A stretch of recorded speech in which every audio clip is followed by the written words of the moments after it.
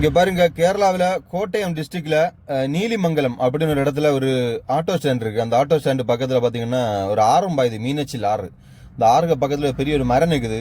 அந்த மரத்துக்கு மேலே ஒரு சின்ன ஒரு கொடி படர்ந்துருக்கு. அந்த கொடியில தான் இந்த அதிசயமே நிகழ்ந்துருக்கு. இது நிகழ்ந்ததில்லை, நிகழ்த்தினது யாரோ வந்து இங்கே இதில் பார்த்தீங்கன்னா பூக்களை வந்து கட்டி வச்சிருக்காங்க. அந்த மரம் ஃபுல்லாக ஒன்று ரெண்டு பூவில் ஏகப்பட்ட எண்ணற்ற பூக்கள்.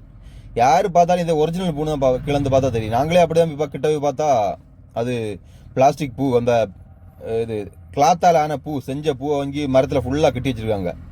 வேற லெவலில் இருக்கு. இங்கே பாருங்க, ஒரு செம்பருத்தி மரம் எப்படி இருக்கும், இஷ்டம் போல கட்டி வச்சிருக்காங்க. மேலே யானையெல்லாம் எட்டாத மனுஷனுக்கு எட்டாத இடத்துல வச்சு கட்டி வச்சிருக்காங்க. நாங்கள் விசாரிச்சப்போ இது ஒரு ஆள் கட்டின, ஒரு ஆள் தனியாக அந்த வேலையை பார்த்துருக்கான்னு சொல்கிறாங்க.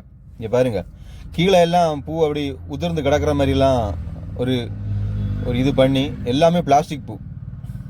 நம்ம நினைப்போம் இது வந்து ஒரிஜினல் ஒரு செடியில் பூ காற்று பூத்து குலுங்குதுன்னு. ஆனால் அது கிடையாது, இது எல்லாமே பிளாஸ்டிக் பூ தான். எவ்வளோ அழகாக இருக்குது பாருங்க, நம்பவே முடியாது. நேரில் வந்து பார்த்தா கண்டிப்பாக இது ஒரு மரத்தில் உள்ள பூன்னு தான் நம்ம நினைப்போம். நாங்களே அப்படி தான் ஃபஸ்ட்டு கிட்ட போய் பார்க்கும்போது தான் இவ்வளோ பூ அழகாக பூத்துருக்கேன்னு கிட்ட போய் பார்த்தா மொத்தம் பிளாஸ்டிக் பூ அந்த மரம் ஃபுல்லாக கட்டி வச்சுருக்காங்க. வேறு லெவல் அவர் ஐடியா தான்.